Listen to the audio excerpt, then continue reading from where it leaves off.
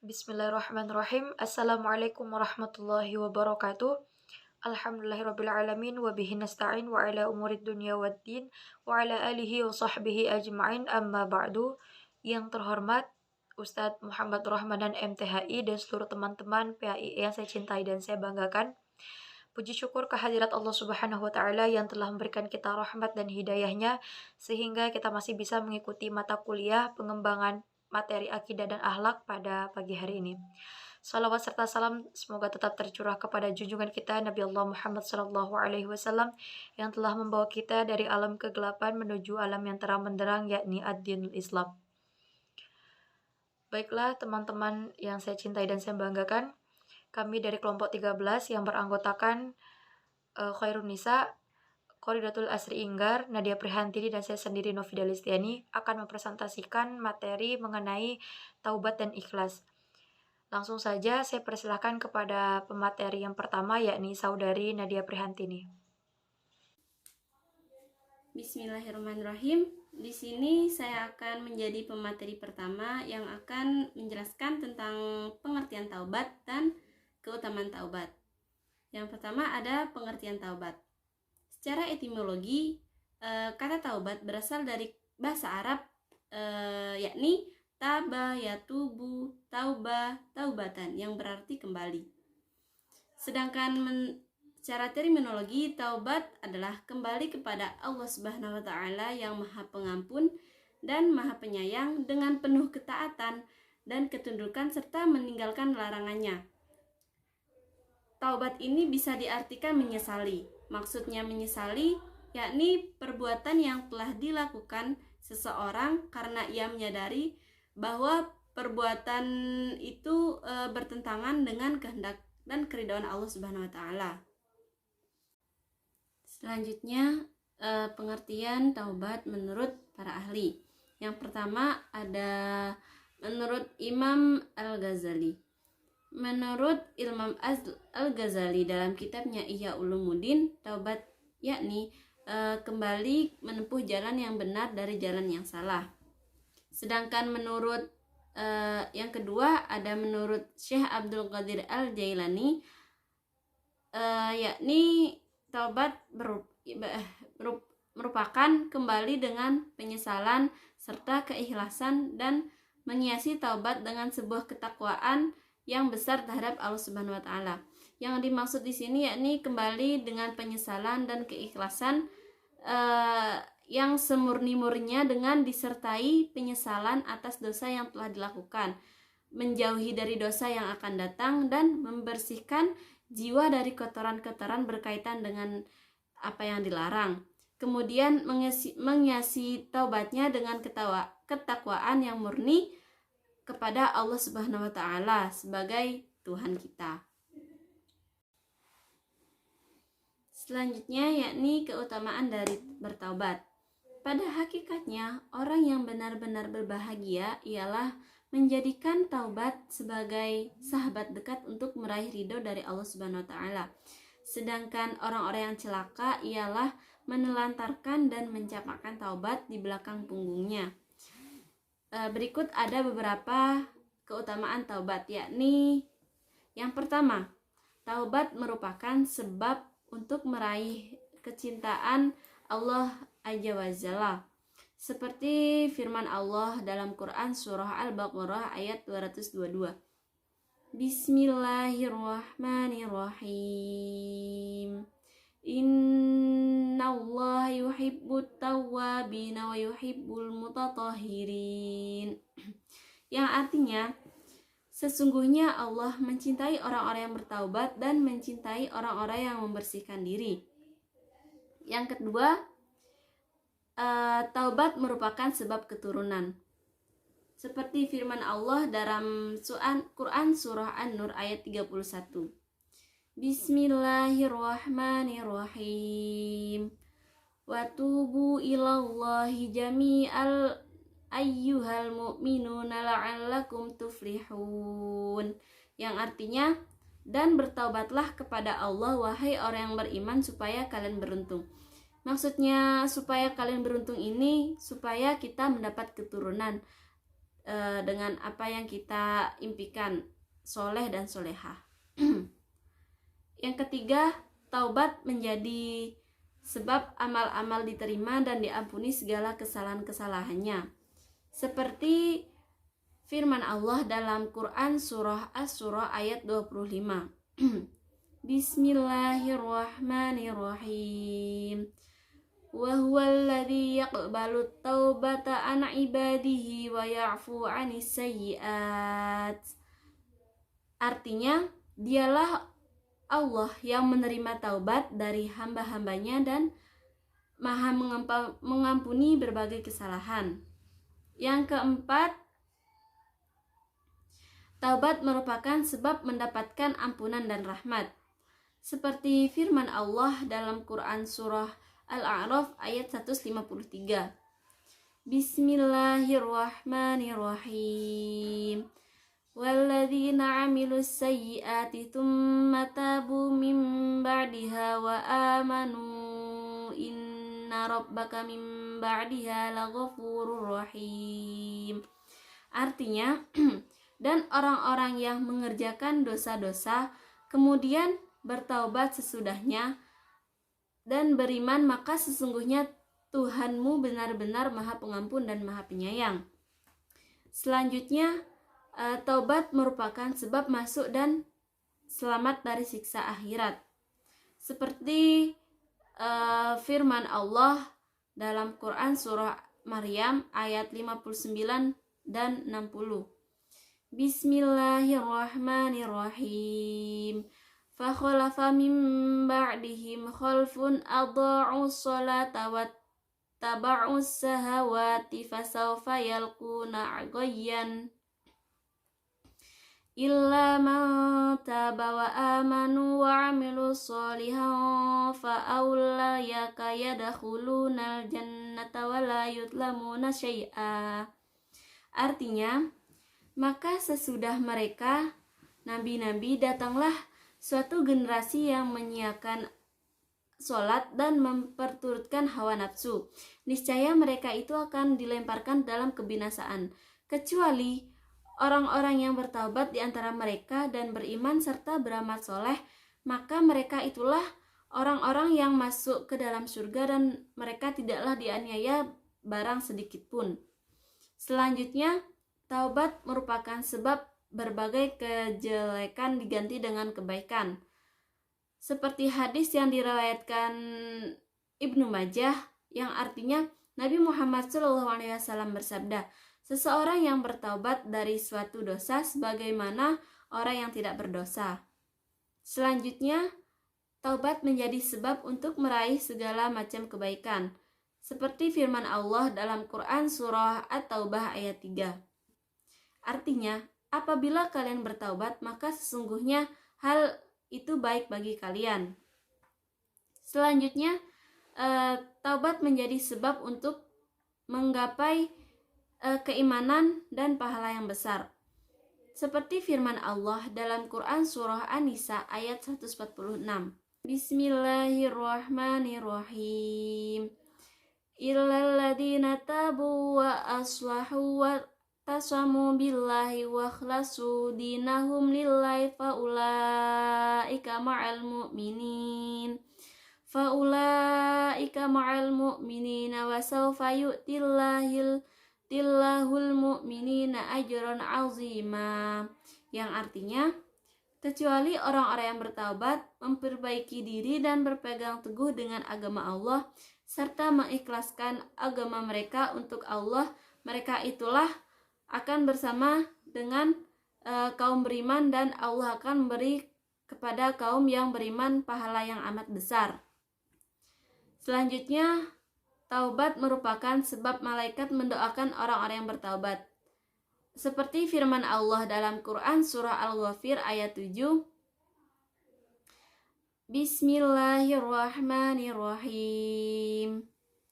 Alladzina yahmilunal arsya wa man hawlahu yusabbihuna bihamdi rabbihim wa yu'minuna bihi wa yastaghfiruna alladzina amanu.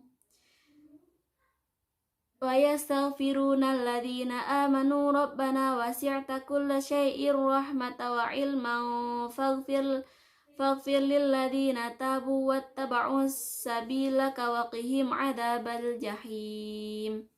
Artinya, pada malaikat membawa arsy dan malaikat lain di sekelilingnya senantiasa bertasbih dengan memuji Tuhan mereka. Mereka beriman kepadanya dan memintakan ampunan bagi orang-orang yang beriman. Ya Robbi kami, rahmat dan ilmu maha luas meliputi segala sesuatu. Ampunilah orang-orang yang bertaubat dan mengikuti jalanmu, serta peliharalah mereka dari siksa neraka. Yang terakhir, taubat merupakan sebab hati menjadi bersinar bercahaya. Seperti firman Allah dalam Quran surah Al-Mutaffifin ayat 14. Bismillahirrahmanirrahim. Kalla bal rana ala qulubihim ma kanu yaksibun. Shadaqallahul azim. Artinya, sekali-kali tidak akan tetapi itulah rasa yang menyelimuti hati mereka akibat apa yang telah mereka kerjakan. Dan seperti hadis riwayat Ahmad Tirmizi, Ibnu Majah dan dihasankan Al-Albani. Artinya, Nabi Muhammad SAW bersabda, sesungguhnya seorang hamba apabila berbuat dosa maka di dalam hatinya ditorehkan sebuah titik hitam. Apabila dia meninggalkan dan beristighfar serta bertaubat maka kembali bersih hatinya. Dan jika dia mengulangi maka titik hitam itu akan bertambah padanya sampai menjadi pekat. Itulah rasa yang disebutkan Allah Subhanahu wa taala. Sekian dari penjelasan pengertian taubat dan keutamaan taubat dari saya. Kurang lebihnya mohon maaf. Selanjutnya, penjelasan selanjutnya akan disampaikan oleh pemateri kedua. Baik, terima kasih. Selanjutnya saya akan menjelaskan mengenai hakikat taubat. Esensi dari taubat sendiri yakni penyesalan seorang hamba atas segala kesalahan yang diperbuatnya di masa lalu. Kemudian ia menyerahkan kepada Allah atas hati dan sisa umurnya serta ia menahan dirinya dari dosa. Selain itu, seseorang yang melakukan taubat itu akan melanjutkan hidupnya dengan mengerjakan amalan yang baik dan meninggalkan segala larangan yang Allah larang. Sehingga penyerahan diri kepada Allah Subhanahu wa taala itu tidak cukup hanya untuk bisa dikatakan bertaubat. Maka seseorang yang benar-benar sudah memahami hakikat dari taubat itu akan benar-benar inabah atau kembali mentaati Allah setelah ia melakukan kesalahan atau maksiat yang lampau. Tak hanya sampai itu, ia akan mengerjakan amalan-amalan yang disukai oleh Allah Subhanahu wa taala sebagaimana firman Allah Subhanahu wa taala dalam Quran surah An-Nur ayat 31 yang berbunyi Bismillahirrahmanirrahim wa tubu ilallahi jami'an ayyuhal mu'minuna la'allakum tuflahun, yang artinya dan bertaubatlah kamu sekalian kepada Allah hai orang-orang yang beriman supaya kamu beruntung. Nah, seseorang yang sudah melakukan taubat harus dapat lebih berhati-hati lagi dalam melakukan perbuatannya agar tidak jatuh pada kesalahan yang sama atau bahkan yang lebih berat.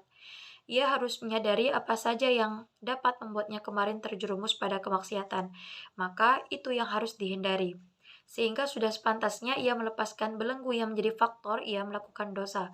Karena taubat tidak hanya stagnan pada makna meminta atau memohon ampun kepada Allah Subhanahu wa taala, tetapi bagaimana kita seorang hamba dapat menjaga janji kita kepada Allah atas segala kesalahan yang pernah kita lakukan.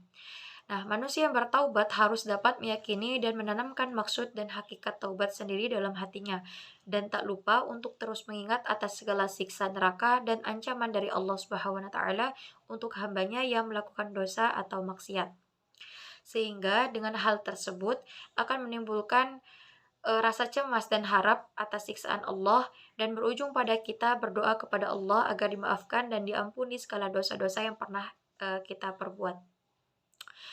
Oke, kita lanjut kepada pembahasan tingkatan taubat.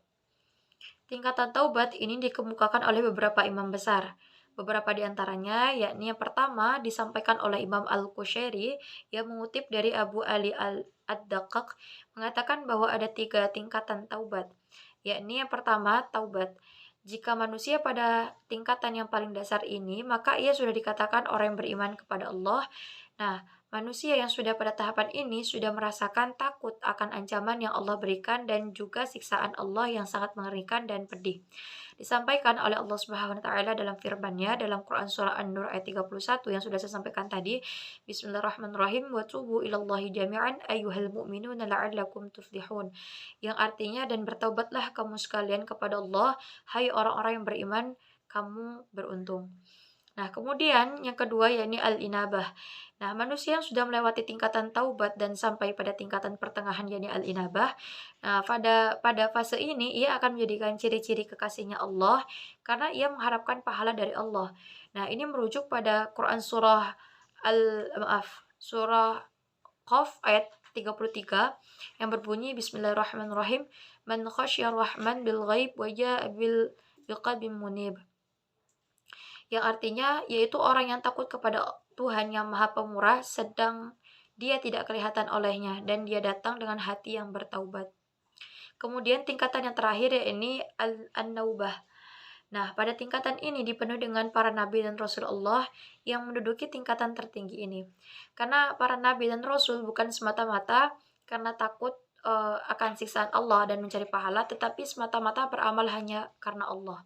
Nah, ini disampaikan oleh Allah dalam firman-Nya dalam Quran Shad ayat 30 yang berbunyi Bismillahirrahmanirrahim. Wa wahabna li Dawuda Sulaiman ni'mal 'abdu innahu awwab. Nah, artinya dan kami karuniakan kepada Daud Sulaiman, dia adalah sebaik-baik hamba, sesungguhnya dia amat taat kepada Tuhannya. Nah, selanjutnya disampaikan oleh Al-Ghazali. Nah, ini masyhur mengenai tingkatan taubat dan karakteristiknya ada 4 bagian. Yang pertama yaitu orang yang mencapai pada tingkatan an-nafas as-sakinah wa al-mutmainnah, yang mana ini artinya hatinya sudah mencapai ketenangan.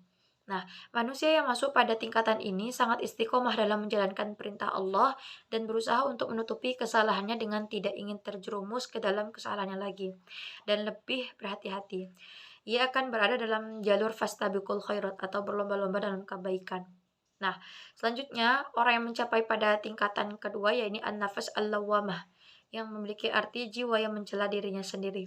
Nah, pada manusia pada tingkatan ini istiqomah dalam menjalankan perintah Allah, tetapi beberapa saat ia tak sengaja melakukan dosa yang ia tidak bisa menghindarinya, tetapi ia langsung menyelanya dengan menyesal dan kembali pada tekadnya untuk bertaubat. Nah, yang ketiga, orang yang mencapai tingkatan ketiga ini, yakni orang yang sudah jalan istiqomah bertaubat, tetapi masih jangka yang sangat singkat. Saat ia sedang beristiqomah, ia tidak mampu menundukkan syahwatnya, sehingga pada tingkatan ini ia menanam, menanam, tetapi terkadang masih terkalahkan. Ia masih menahan, tetapi terkadang masih terkalahkan oleh nafsunya. Selanjutnya, yakni orang yang mencapai tingkatan yang keempat, yakni an-nafs al-amarah bisu, yang memiliki arti jiwa yang selalu menyuruh kepada kejahatan. Nah, manusia yang ada pada tingkatan ini menjadi manusia yang berpaling karena ia tidak mampu istiqomah dalam jalur yang benar dan tidak ada usaha untuk menyesali kesalahannya, bahkan menjadi-jadi. Nah, ia lalai dan semakin berlarut pada jalan yang buruk, sehingga manusia yang seperti ini dikhawatirkan masuk dalam su'ul khotimah. Baik, selanjutnya akan disampaikan oleh saudari pemateri selanjutnya. Baik, di sini saya akan menjelaskan mengenai pengertian dan keutamaan ikhlas. Adapun pengertian ikhlas dalam KBBI diartikan sebagai hati yang bersih, ketulusan hati dan kerelaan. Sedangkan dalam bahasa Arab, kata ikhlas merupakan bentuk masdar dari kata akhlaso yakhlasu ikhlason yang secara bahasa memiliki arti tulus, bersih, selamat, memisahkan diri, dan pembersihan sesuatu. Kemudian ada beberapa pendapat ulama mengenai pengertian ikhlas. Yang pertama menurut pendapat Abu Thalib al-Makki yang dikutip oleh Lu'lu'atul Khizanah mengatakan bahwa ikhlas mempunyai arti pemurnian agama dari hawa nafsu dan perilaku menyimpang, pemurnian amal dari bermacam-macam penyakit dan noda yang tersembunyi, pemurnian ucapan dari kata-kata yang tidak berguna, dan pemurnian budi pekerti dengan mengikuti apa yang dikehendaki oleh Tuhan. Sedangkan menurut Muhammad Abduh mengatakan bahwa ikhlas adalah ikhlas beragama untuk Allah dengan selalu menghadap kepadanya dan tidak mengakui kesamaannya dengan makhluk apapun dan bukan dengan tujuan khusus seperti menghindarkan diri dari malapetaka atau untuk mendapatkan keuntungan serta tidak mengangkat selain darinya sebagai pelindung. Nah, dari pengertian di atas, maka kita dapat simpulkan bahwa ikhlas adalah membersihkan amalan dari penilaian manusia atau dalam pengertian lain bahwa ikhlas merupakan suatu hal yang bersifat batiniah yang mempunyai kemurnian dan kesucian niat, yaitu bersih dan terbebas dari tujuan selain Allah, sehingga terdapat ketulusan niat dalam melaksanakan suatu pekerjaan, yaitu ketulusan dalam mengabdi kepada Allah dengan segenap hati, pikiran, dan jiwa seseorang. Untuk selanjutnya mengenai keutamaan ikhlas. Yang pertama, mendapatkan syafaat Nabi Muhammad SAW. Pernah suatu hari, sahabat Abu Hurairah bertanya kepada Rasulullah, "Wahai Rasulullah, siapakah orang yang paling bahagia dengan mendapatkan syafaat engkau pada hari kiamat nanti?" Kemudian beliau menjawab, yaitu orang yang mengucapkan kalimat La ilaha illallah dengan ikhlas dari lubuk hatinya. Hadis riwayat Bukhari. Nah, makna ikhlas di sini adalah kita mengucapkan kalimat La ilaha illallah dengan sekaligus menjalankan konsekuensi dari kalimat tersebut, yaitu kita harus mempersembahkan amal ibadah kita kepada Allah dan tidak menyekutukannya dengan sesuatu apapun. Kemudian yang kedua, orang yang ikhlas, ia tidak akan diperdaya oleh setan, sebagaimana firman Allah dalam surat Al-Hijr ayat 39-40 yang berbunyi, Qala rabbi bima aghwaytani la'uzayyinanna lahum fil ardi wa la'ughwiyannahum ajma'in illa ibadaka minhumul mukhlasin. Yang artinya, iblis berkata, "Ya Tuhanku, oleh sebab engkau telah memutuskan bahwa aku sesat, pasti aku akan menjadikan mereka memandang baik perbuatan maksiat di muka bumi ini, dan pasti aku akan menyesatkan mereka semuanya, kecuali hamba-hamba engkau yang mukhlis di antara mereka." Kemudian yang ketiga, ikhlas akan menjadi kekuatan batin bagi seseorang dalam melaksanakan amal ibadah. Motivasi ibadahnya hanya untuk Allah semata. Nah, seperti firman Allah dalam Al-Quran, sebagaimana yang sudah kita ketahui, yaitu Qul inna sholati wa nusuki wa mahyaya wa mamati lillahi rabbil alamin. Yang keempat, yaitu diharamkan baginya neraka. Sesungguhnya neraka itu haram dimasuki oleh orang yang ikhlas. Kemudian yang kelima, Allah akan memberikan pahala bagi orang yang memiliki sifat ikhlas dalam melakukan ibadah, sebagaimana firman Allah dalam surat An-Nisa ayat 146 yang berbunyi, Illalladzina tabu wa aslahu wa'tasamu billahi wa akhlasu dinahum lillahi faulaika ma'al mu'minin wa sawfa yu'tillahul mu'minina ajran 'azima. Yang artinya, kecuali bagi orang yang bertaubat dan memperbaiki diri dan berpegang teguh pada agama Allah dan dengan tulus ikhlas menjalankan agama mereka karena Allah, maka mereka itu bersama-sama orang yang beriman dan kelak Allah akan memberikan pahala yang besar kepada orang yang beriman. Kemudian yang terakhir, Allah akan mencukupkan kebutuhan orang yang ikhlas, maka orang yang ikhlas tidak perlu mengkhawatirkan akan harta benda yang sudah dikeluarkannya di jalan Allah, karena Allah akan menjamin akan kebutuhan orang yang memiliki sifat ikhlas. Kemudian, orang yang ikhlas juga akan memiliki hati yang tenang, karena mereka tidak akan memikirkan kembali apa yang sudah ia kerjakan. Baik, di sini saya Kordatul Asrininggar akan melanjutkan mempresentasikan materi selanjutnya, yaitu tentang hakikat ikhlas. Hakikat ikhlas ini sendiri bisa diterangkan dalam beberapa poin, seperti yang pertama, sikap tulus dalam mengabdi kepada Tuhan dengan segenap hati, pikiran, dan jiwa seseorang. Poin yang kedua, dengan sengaja berbuat sesuatu dengan disandarkan semata-mata mencari keridhaan Allah dan memisahkan perbuatannya tersebut dari segala bentuk kesenangan duniawi. Yang ketiga, ikhlas dalam ketaatan meninggalkan riya. Dan yang keempat, ikhlas adalah jika perbuatan-perbuatan hamba bisa benar secara lahir maupun batin. Ikhlas sendiri itu dapat diartikan sebagai kesucian hati dalam beribadah atau beramal untuk menuju kepada Allah. Ikhlas juga merupakan suatu kewajiban untuk kita semua yang mencerminkan motivasi batin dalam beribadah kepada Allah dan dengan membersihkan hati dari kecenderungan untuk melakukan perbuatan yang tidak menuju kepada Allah. Jadi kita melakukan segala perbuatan, segala ibadah, segala hal dalam dunia ini itu semata-mata lillahi ta'ala, karena Allah ta'ala. Seorang dapat disebut mempunyai sifat ikhlas apabila dalam perbuatannya ia selalu didorong oleh niat untuk berbakti kepada Allah, dan bentuk perbuatan itu sendiri dapat dipertanggungjawabkan kebenarannya menurut hukum syariah. Hakikat ikhlas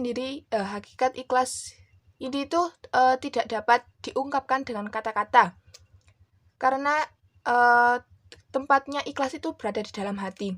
Jadi kita gak bisa menyebutkan secara verbal, saya ikhlas karena Allah, tidak bisa. Karena ikhlas itu tempatnya di dalam hati, tidak dalam kata-kata atau ucapan atau dalam bentuk verbal lainnya. Jadi ikhlas ini hakikatnya hanya diri sendiri, dan Allah lah yang mengetahui apakah seorang hamba tersebut itu ikhlas atau tidak dalam melakukan segala perbuatannya. Yang selanjutnya yaitu ciri-ciri orang yang ikhlas. Yang pertama yaitu takut terhadap ketenaran atau syuhroh. Maksudnya itu orang yang ikhlas akan takut terhadap ketenaran, takut terhadap syuhroh, takut apabila perbuatan-perbuatan baiknya selama di dunia ini akan dikenal oleh sesama manusia, bukan dikenal oleh Allah Subhanahu wa Ta'ala. Yang selanjutnya yaitu menuduh diri sendiri. Maksudnya menuduh diri sendiri itu apa? Ia itu akan merasa kalau dirinya itu masih lalai dalam menjalankan perintah Allah, masih lalai dalam beribadah kepada Allah. Dia tidak akan pernah merasa cukup atas ibadah-ibadahnya kepada Allah. Seperti itu. Yang poin selanjutnya yaitu mengutamakan amal yang tersembunyi. Ini ada kaitannya dengan poin yang pertama ya, yaitu ia itu lebih mencintai amal-amalnya yang tersembunyi, yang tidak terlihat oleh manusia, yang tidak akan dikenal atau terkenal di antara sesama manusia. Yang selanjutnya yaitu tetap beramal baik menjadi pemimpin atau prajurit atau penguasa ataupun bawahan. Maksudnya itu dia tidak akan memprioritaskan apakah dia seorang penguasa ataupun seorang bawahan. Dia tidak akan sombong mentang-mentang dia mendapatkan posisi tersebut. Seperti itu. Yang poin selanjutnya yaitu mengharap ridha Allah sebelum ridha manusia. Ini sudah jelas sekali dan sudah tentu bahwasanya dalam melakukan segala perbuatan, khususnya segala ibadah, itu kita harus mendasarkan, mempunyai pondasi bahwasanya kita melakukan kegiatan tersebut itu hanya karena kita mengharapkan ridha Allah, bukan karena agar dijunjung manusia, agar riya, seperti itu. Dan yang terakhir yaitu cinta dan benci karena Allah. Kita orang yang ikhlas akan menjadikan rasa benci dan cinta, taat dan menolak, ridho dan marah hanya karena Allah semata, bukan karena dirinya atas kepentingan pribadinya, seperti itu.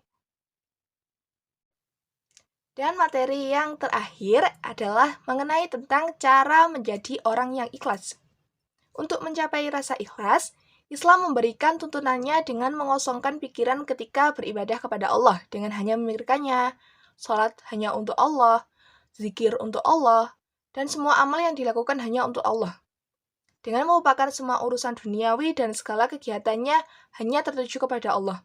Tidak memunculkan rasa riya atau sombong dalam diri karena seseorang tidak akan berdaya di hadapan Allah, juga dapat dilakukan dengan selalu merasakan Allah berada di hadapan dan sedang menyaksikan tingkah laku umatnya.